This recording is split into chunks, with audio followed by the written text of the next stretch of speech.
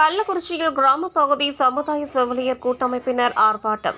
துணை சுகாதார நிலையங்களில் காலியாக உள்ள பணியிடங்களில் கிராம சுகாதார செவிலியர்களை பணியமர்த்த கோரிக்கை. கள்ளக்குறிச்சி மாவட்ட ஆட்சியர் அலுவலகம் முன்பாக கிராம பகுதி சமுதாய செவிலியர் கூட்டமைப்பு சார்பில் ஆர்ப்பாட்டம் நடைபெற்றது. தமிழகத்தில் உள்ள 3800 துணை சுகாதார நிலையங்களில் காலியாக உள்ள பணியிடங்களில் கிராம சுகாதார செவிலியர்களை பணியமர்த்த வேண்டும். துணை சுகாதார நிலையங்களில் அனுபவமற்ற தற்காலிக பணியாளரை தடுப்பூசி போட சொல்லும் ஆணையை ரத்து செய்ய வேண்டும்.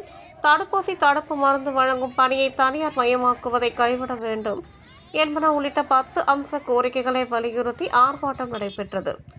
ஆர்ப்பாட்டத்தில் கலந்து கொண்ட கிராம பகுதி சமுதாய செவிலியர்கள் கோரிக்கைகளை வலியுறுத்தி முழக்கங்கள் எழுப்பினர். இந்த ஆர்ப்பாட்டத்தில் 100க்கும் மேற்பட்டோர் கலந்து கொண்டனர்.